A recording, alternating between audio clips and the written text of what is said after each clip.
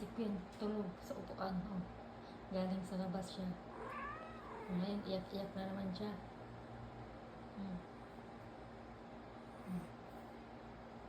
Hmm. Natulog ka. Gabi nakapag-gym ako ngayon. Pero dahan-dahan lang nga. Hindi ako nagbuhat ng mabigat. Wala, mga simple lang yung ginawa ko ngayon. Sinubukan ko lang kung pwede na o kaya na. Ayan, okay naman. So, yung tuloy-tuloy na.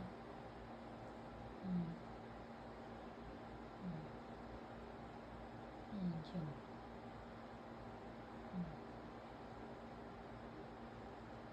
Isang oras kalahati ako nag-gym.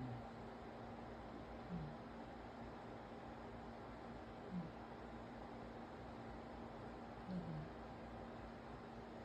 Ang sarap ng higa niya. Kumain na siya tapos galing siya sa labas, tayo-tayo siya dyan malapit sa pinto namin. Ayan.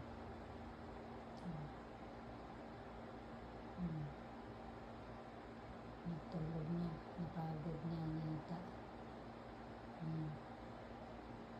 Napagod ang mga alaga ko. Si Queen, napagod si Queen. Bukas maliligo ka na naman, Queen. Nagbabrush ka na naman ng ipin mo, Queen. Linis ka na naman ng tainga. Tapos babrushin ko na naman